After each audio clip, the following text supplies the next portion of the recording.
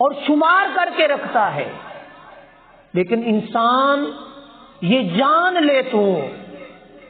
یہ علم کر لے، سوچ لے تو وَكُلُّهُمْ آتِيهِ يَوْمَ الْقِيَامَةِ فَرْدًا،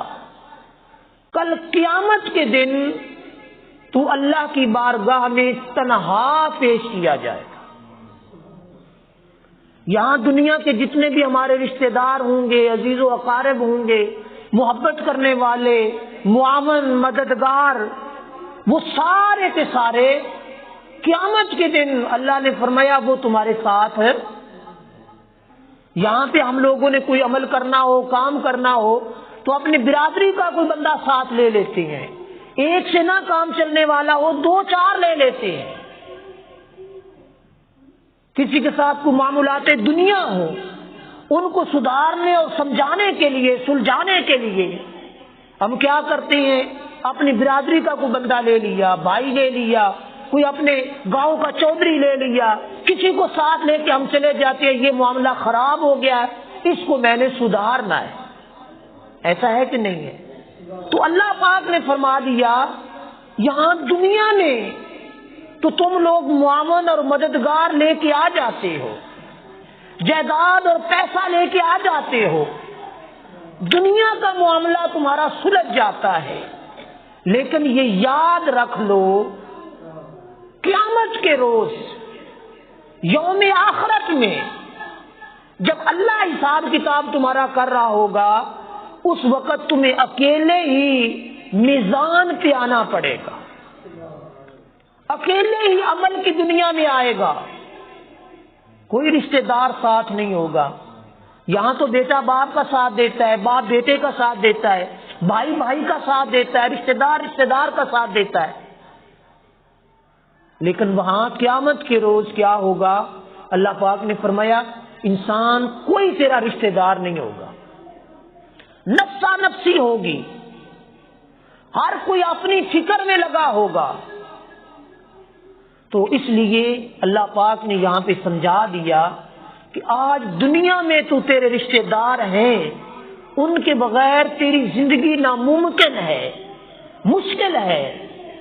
لیکن کل قیامت کے روز تو کیا کرے گا جب تیرے سارے رشتہ دار تجھے چھوڑ جائیں گے؟ پتہ بھی ہوگا یہ پریشان ہے، اس کی داد رسی کرنی چاہیے، لیکن وہ نہیں کر پائیں گے، ان کے پاس ہمت، طاقت اور جرت نہیں ہوگی۔ تو اس لیے آج اللہ پاک نے فرمایا آج کا دن،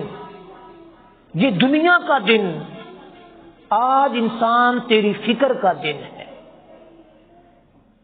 فکر آخرت کا دن ہے، سوچ کر، غور کر،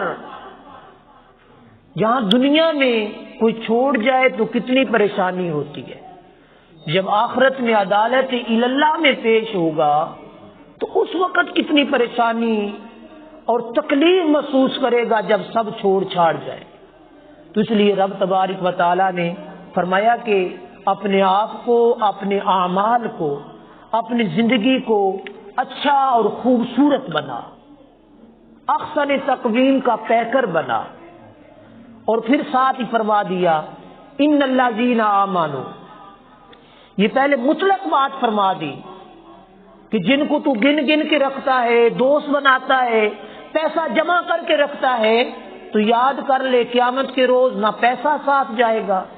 نہ دوست احباب ساتھ جائیں گے، نہ رشتہ دار ساتھ جائے گا، تنہا تنہا اکیلا اللہ کے دربار میں پیش ہوگا، اور پھر اللہ کے دربار میں سوال جواب ہوں گے۔ اعمال صالح ہوں گے تو جنت کا مستحق ٹھہرے گا، اعمال بد ہوں گے تو جہنم کا مستحق ٹھہرے گا، پھر فیصلہ بدلے گا نہیں۔ اب آگے اللہ پاک نے پھر فرمایا ان الذین آمنوا وعملوا الصالحات سیجعل لهم الرحمن ودا، بے شک وہ جو ایمان لائے۔ اب یہ مطلقاً پوری انسانیت کو خطاب تھا۔ میں نے پہلے عرض کیا کہ قرآن مجید مومنوں کے لیے بالخصوص اور عالم انسانیت کے لیے بالعموم ہدایت کا سرچشمہ ہے۔ تو وہ لوگ جو ایمان لے آئے اور اچھی عمل کیے، سَيَجْعَلُ لَهُمُ الرَّحْمَنُ وُدًّا، ان قریب رحمان ان کے لیے محبت پیدا کر دے گا۔ اب یہ جو محبت ہے کہ اللہ پاک ان بندوں کے لیے